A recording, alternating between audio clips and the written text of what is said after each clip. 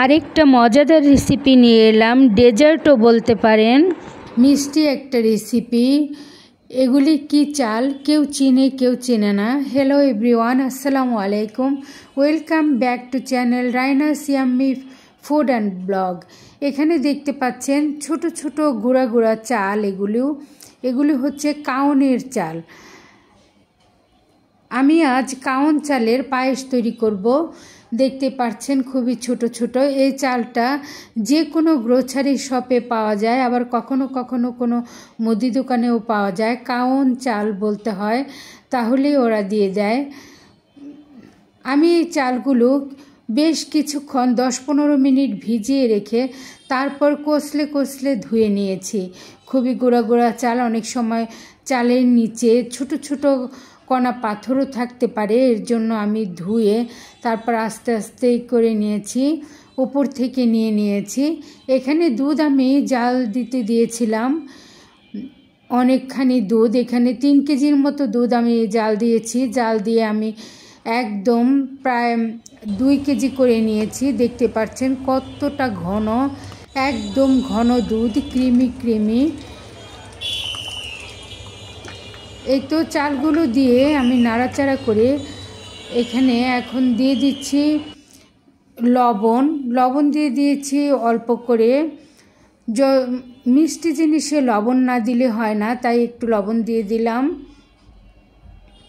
এখন বেশ কিছুক্ষণ ধরে নাড়তে থাকবো আর চালটা ফোটাতে থাকবো। এখানে আমি দিয়ে দিয়েছি 3টা এলাচ। এখন চিনি দিয়ে দেব। চিনি দিতে চেয়েছি, অল্প করে দিয়েছি। তারপর আবার ভাবলাম একটু ফুটলে তারপর দেই, আর একটু ভালোভাবে ফুটে নিক।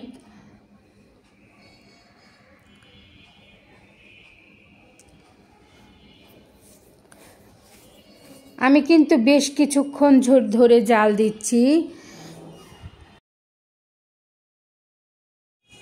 অনবরত নাড়াচাড়া করতে হবে, তা না হলে নিচ থেকে লেগে যাওয়ার সম্ভাবনা থাকে অনেক সময়। আমি গরুর দুধ দিয়ে রান্না করছি।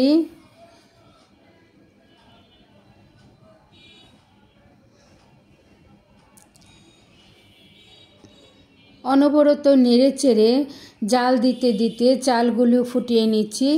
চাল ছোট হলেও এই চাল কিন্তু ফুটতে বেশ সময় লাগে, আর একদম ফাটা ফাটা না হলে হয় না। এখন দিয়ে দিলাম চিনি পরিমাণ মতো। যদি আমার কাছে মিষ্টি কম মনে হয় তাহলে আবার একটু দিয়ে দিব। আসলে মিষ্টিটা হচ্ছে যার যার মতো, কেউ খুবই অল্প মিষ্টি দিয়ে খেয়ে থাকে, কেউ শুধু নুন দুধ দিয়েও রান্না করে খেয়ে থাকে, কারণ এক একজনের রুচি এক এক রকম। যেভাবেই রান্না করুক না কেন সবটাই মজা হয়। এখন এই তো চিনি দিয়ে দিয়েছি। চিনি দিয়ে ভালোভাবে আবার রান্না করে নিচ্ছি। একদম চালগুলো ফেটে থকথকে হওয়া না পর্যন্ত রান্না করতে থাকবো। দুধ জাল হতে হতে একদম পাতিলের কিনারে সর জমে গেছে, এই জন্য এগুলি একটু আলগা করে দিচ্ছি।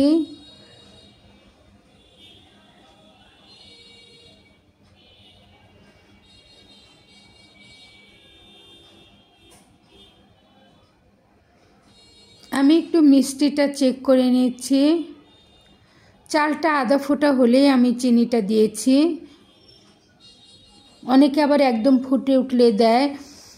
আমরা বেশিরভাগ সময়ে চাল চিনি দুধ একসঙ্গে জাল দিই, এতে করে প্রচুর সময় লাগে। আর আমি আর চাল পরে দিয়েছি, চিনিটা পরে দিয়েছি আর কি। এই তো আমার কাছে মিষ্টি একটু কম মনে হয়েছে, আর একটু চিনি দিয়ে দিলাম।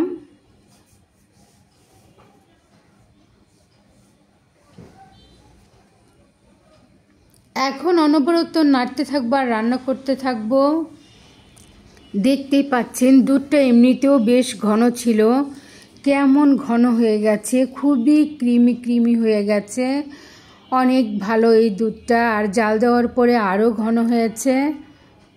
আগে গ্রামে অ্যাভেলেবেল কাউন চাল পাওয়া যেত, এগুলার মানুষ যাও ভাত অনেক খেয়ে থাকতো। এখন খুব একটা চাষ করা হয় না, যার জন্য খুব একটা পাওয়া যায় না। বিভিন্ন বড় বড় গ্রোসারি শপে পাওয়া যায়।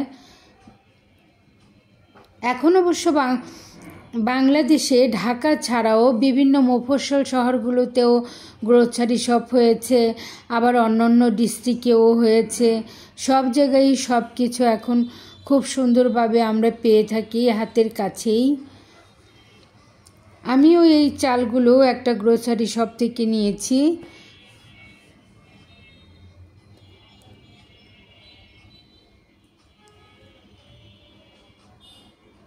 আমি কিন্তু পায়েসটা রাইস কুকারে রান্না করছি।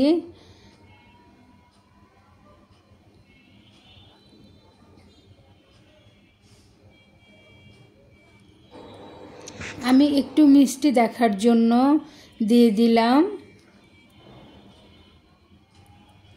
আরও একটু জাল করে নিব আর একটু ঘন হওয়ার জন্য।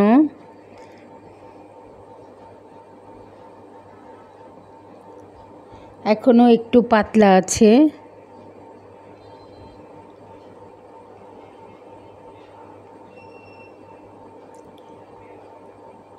এই তো দেখতে পাচ্ছেন একটু পাতলা রয়েছে, আর 10 মিনিটের মতো জাল দিলেই তৈরি হয়ে যাবে মজাদার কাউন চালের পায়েস। এই তো বেশ ঘন হয়ে গেছে, দেখতে পাচ্ছেন দুধটাও একদম ঘন হয়ে গেছে।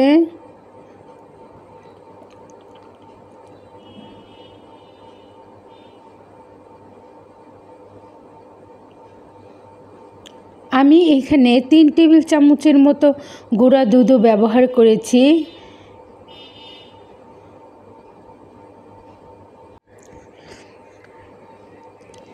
দুধটা একদম ঘন হয়ে গেছে, উপর থেকে সর উঠে এসেছে। খুবই মজার হয়েছে, দেখতেও যেমন সুন্দর হয়েছে, খেতেও ভীষণ মজার হয়েছিল। এই তো আমি ভালোভাবে নেড়েচেড়ে জাল করে নিচ্ছি, একদম চালগুলো ফেটে যাতে যায়, ফেটে গেলেই ঘন হয়ে যাবে। আর খুব তো ঘন হবে না, পায়েস যেরকম থাকে সাধারণত ওরকমই থাকবে। যেহেতু চাল ফুটে এসেছে তাই নিচ থেকে লেগে যাচ্ছে, তার জন্য অনবরত নাড়তে হচ্ছে। এখন আমি এটা নামিয়ে নিব। রান্না হয়ে গেছে, এই তো নামিয়ে নিয়েছি, এখন বেড়ে নিচ্ছি।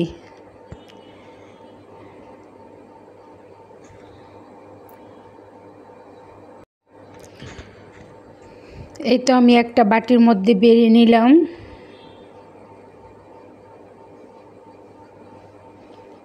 খুবই মজার একটা পায়েস।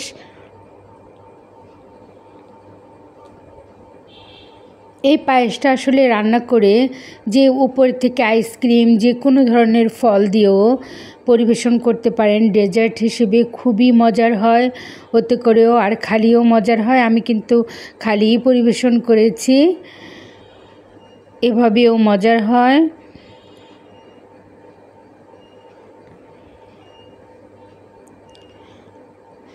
এখন একটু উপর থেকে কিশমিশ দিয়ে দিচ্ছি। আমি আর কোনো ধরনের বাদাম বা কিছু দেইনি, শুধু কিশমিশই দিয়েছি। আমার পাশে থাকার জন্য সবাইকে মজাদার কাউন চালের পায়েস। আসসালামু আলাইকুম।